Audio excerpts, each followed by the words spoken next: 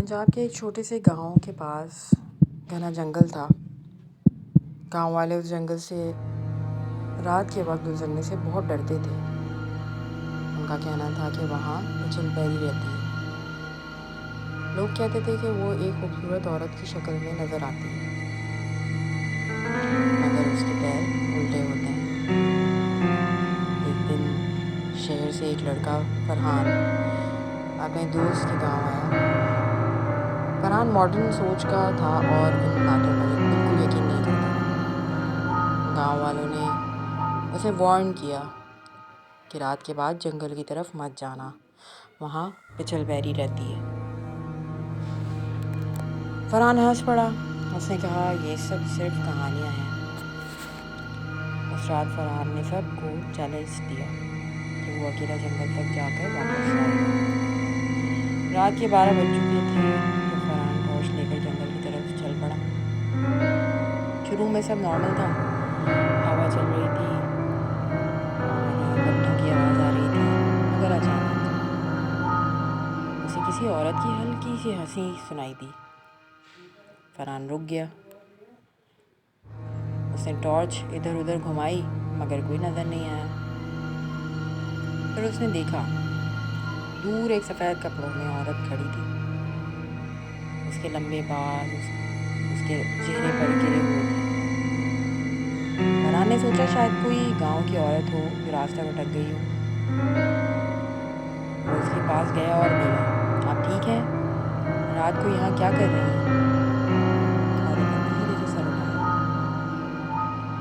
اس کا چہرہ بہت خوبصورت تھا مگر آنکھوں میں عجیب سی اداسی تھی۔ اس نے ہلکی سے مسکرا کر کہا، میں اپنے گھر کا راستہ ڈھونڈ رہی ہوں، کیا تم میری مدد کرو گے؟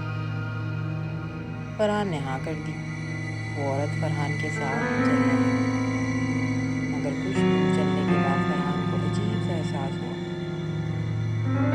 اس نے نیچے نظر ڈالی اور اس کا خون جم گیا۔ اس عورت کے پیر الٹے تھے۔ فرحان کا دل زور سے دھڑکنے لگا۔ اس نے دھیرے سے پیچھے ہٹنے کی کوشش کی،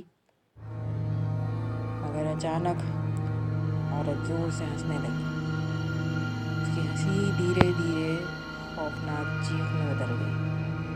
اس کی آنکھیں لال ہو گئیں اور بال ہوا میں اڑنے لگے۔ وہ پچل پیری تھی۔